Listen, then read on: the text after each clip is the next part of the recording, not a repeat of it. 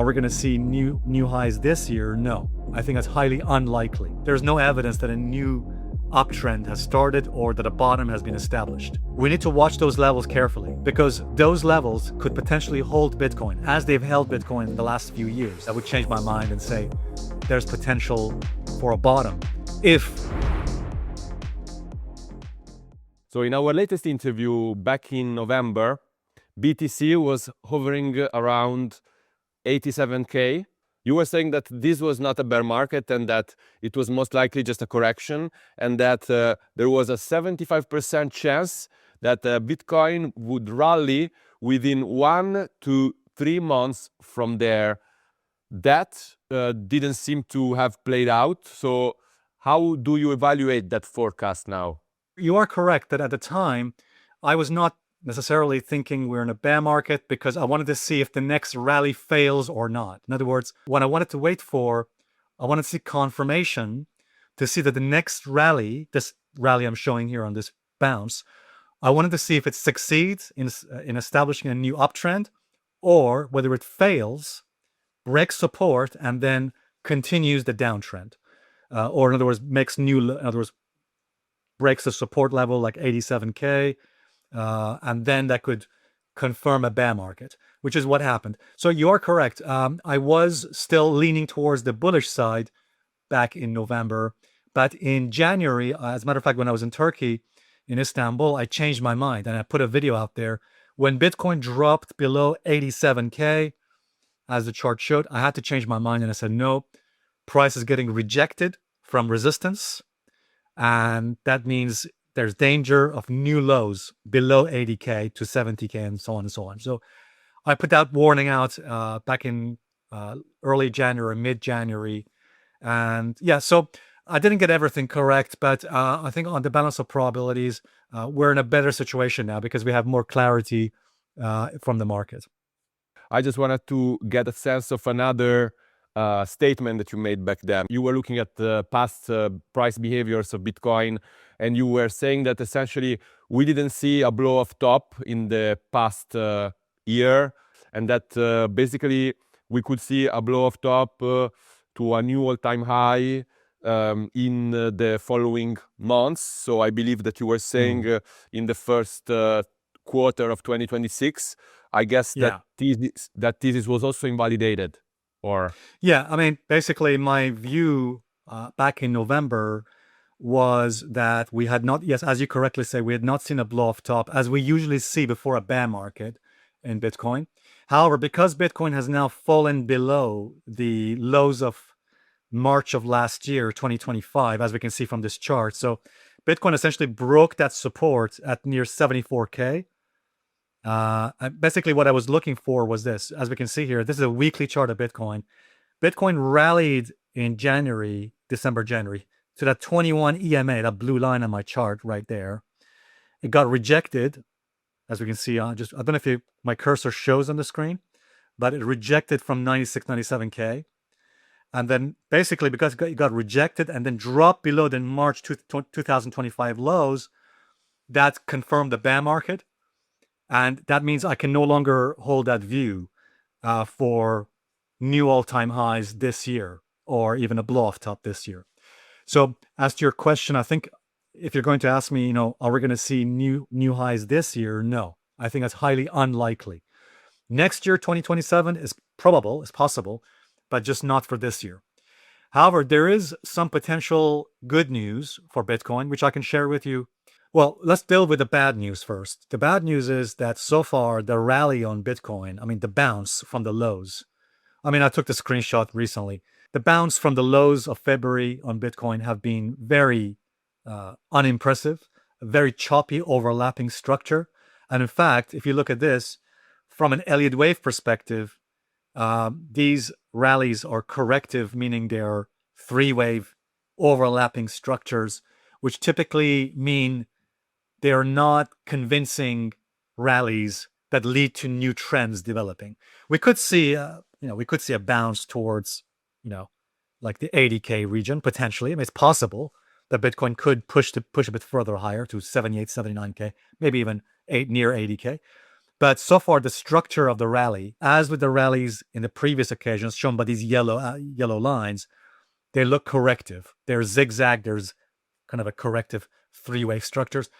And that means the probability is higher at the moment that this current bounce may fail. So at the moment, there's no evidence, because we're seeing a three-wave corrective structure, there's no evidence that a new uptrend has started or that a bottom has been established.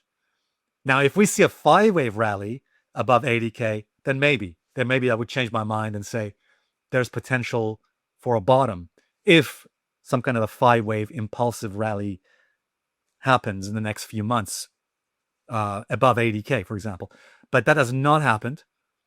And at the moment, my view is that the probability is higher for this bounce to fail and for new lows to occur. In other words, for another drop below the February lows. At the moment, the probability is still higher for another drop below February, below 60K. And the good news is, now again, people might be thinking, well, that's bad news. Well, actually, there is some good news. And that's shown here by this quarterly chart. This is something that I found fascinating. If you look at the 3-month or quarterly chart of Bitcoin for the last decade, go back to 2014.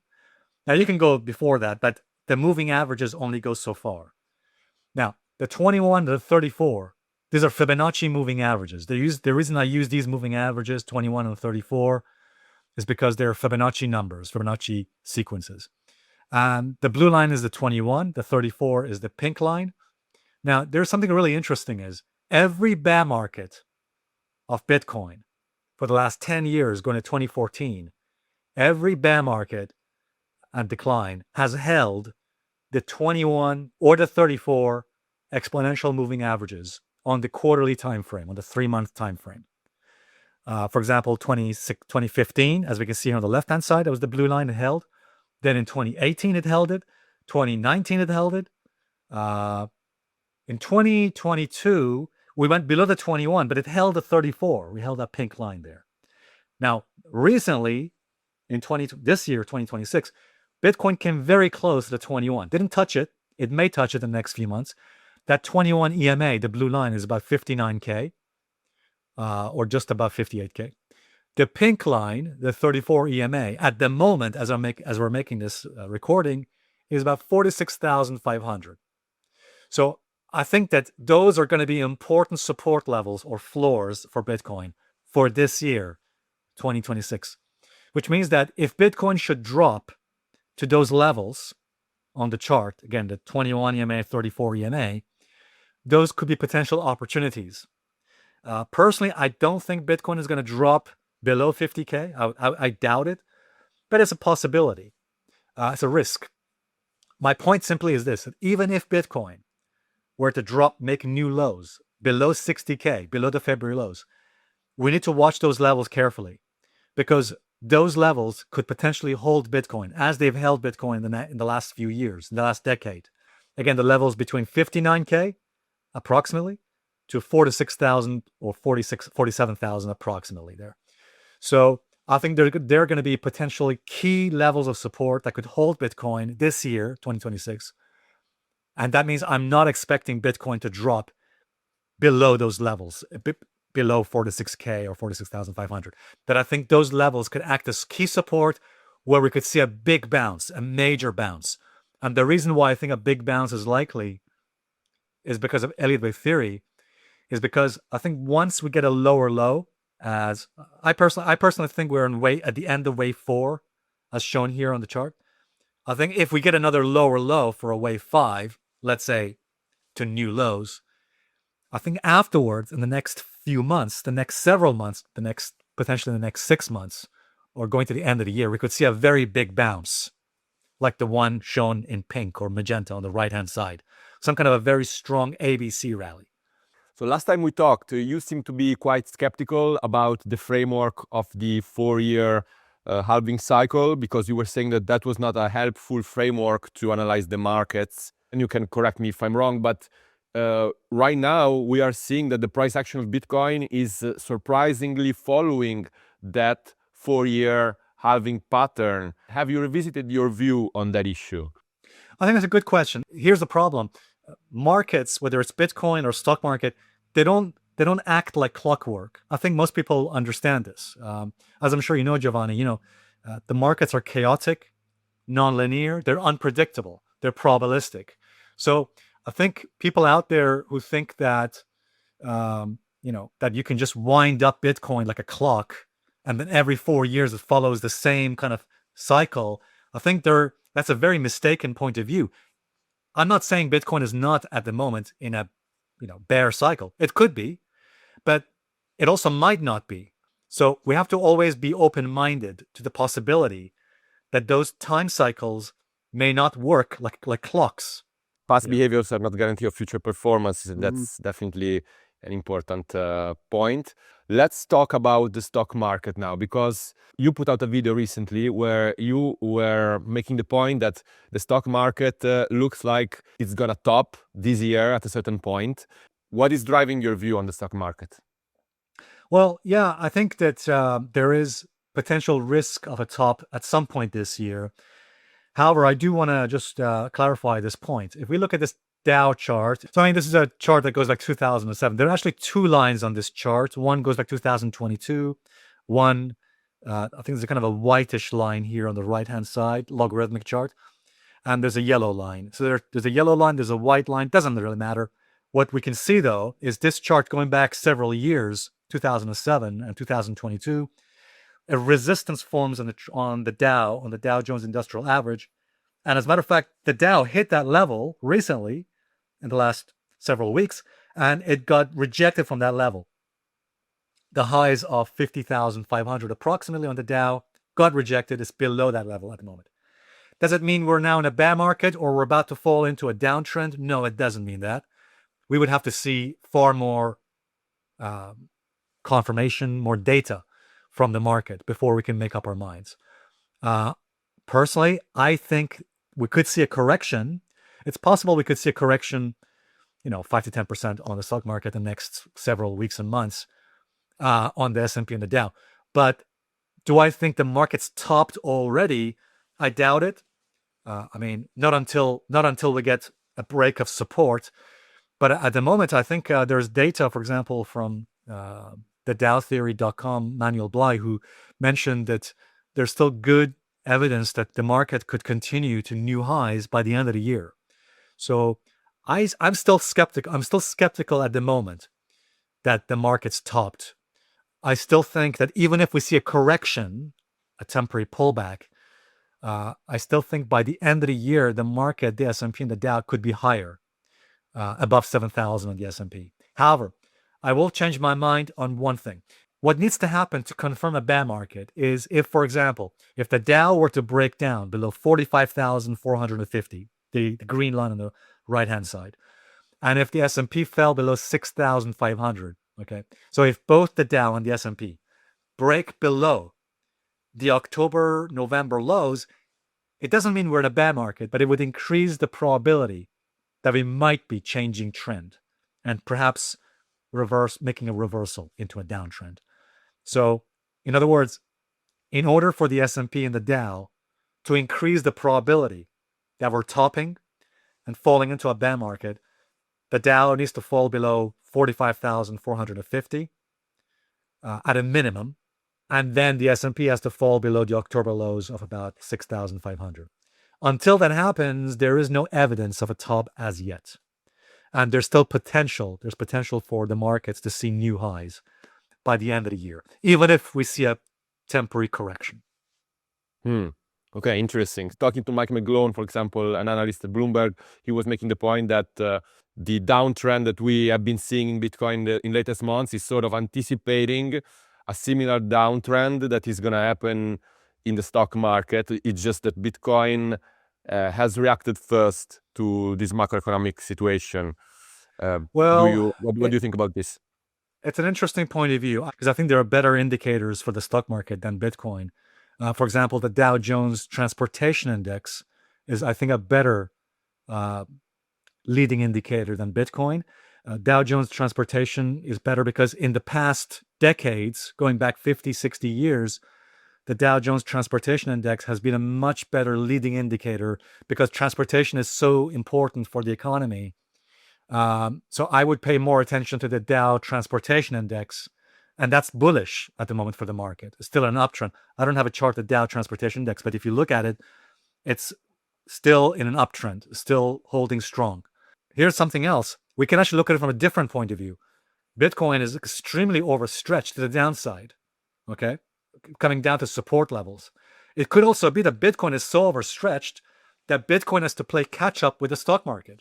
I mean, why is that view not wrong? In other words, why could it be not that view, the second view, that maybe Bitcoin is potentially playing out some kind of a heavy correction after the strong rally we've had for the last few years, that this correction is potentially going to come to an end. In other words, we could potentially come to an end to this correction at some point in the next few months, and then Bitcoin plays catch up with the stock market, and then Bitcoin rallies to new highs next year. Okay, and now I would like you to discuss the situation that is developing in the Middle East. So right now there is a lot of volatility in global markets because of the ongoing war in Iran, because of skyrocketing energy prices. We see the Strait of Hormuz that is basically unavailable because of the war going on, and we don't know exactly when this military operation will finish and what consequences it will have. But in a recent video, you were making the point that you believe that the oil price has already topped, and essentially you expect oil prices to be much, much lower by the end of the year, potentially going back to $80 per barrel. What does make you think that these prices will stabilize? Yeah, I should just clarify, Giovanni. I mean, you're correct that I have a long-term view on oil about that. But I actually, in the video, I wasn't trying to say that oil has topped, only that it potentially could be approaching a top. We need to be aware that the markets, including oil, crude oil, and other markets as well, markets are not rational. They don't follow common sense. People often think that news drives prices, but actually, it's not as simple as that. Often, the market price in what's happening or what's being already thought about in the news. So a lot of times, news arrives much too late, and fundamentals are lagging behind price. So we have to really be careful about thinking that the markets follow some kind of a common sense pattern or narrative related to what's going on in the news. No, it's not at all. Markets are not linear. They're non-linear and unpredictable. They're chaotic. So if we take a look recently, the spike that occurred in oil the last few weeks, it triggered a highly overbought condition, as you can see here, shown by the red arrow. It's called an acceleration extreme. So this particular indicator shows that the markets, when it showed a red horizontal bar, so that shows extreme overbought conditions, extremely overstretched conditions, and it shows it very objectively. And here's another chart that shows the exact same thing. Yeah, this is the one I took recently, about a week or so ago. I want to show you what happened in the past every time we got this extreme overbought condition, parabolic conditions. So actually, let me show you the 2022 one first. So I think this was in 2022. Yeah. So 2022, oil, by the way, people might remember that in 2022, oil was just spiking higher and higher. Crude oil was going higher and higher. Back then in 2022, I put out a video. I said, look, we had extreme overbought conditions here, as shown by the acceleration extremes here, back in March. And I said, look, when this happens, usually oil tops, or usually oil sees weakness in the next 6 to 12 months. Even if in the short term we see a bit more up and down strength, in the 6 to 12 month picture, it declines and we see weakness. This is in the year 1996. Yep. So again, oil rallied. Now, we had one red acceleration extreme here, temporary pullback, it continued, but then we had several acceleration extreme overbought conditions, extreme overbought conditions here, and that signified a likely top and then a decline, a major pullback. All I can say is that the balance of probabilities show, the data shows that every time oil spikes and gets this extreme overstretched acceleration extreme signal like the one I've shown and the one we got recently in March, what happens is that in the next, even if oil continues to see more strength in the next few months or in the short term, the data shows in the longer term, the next 6 to 12 months, oil then declines and sees weakness. So that's the point I want to make here. Let's see how things will play out. I hope to talk to you again in a couple of months and see how the market will have evolved by then. Yeah, thanks very much, Giovanni. I look forward to it. It's been fun talking with you as well.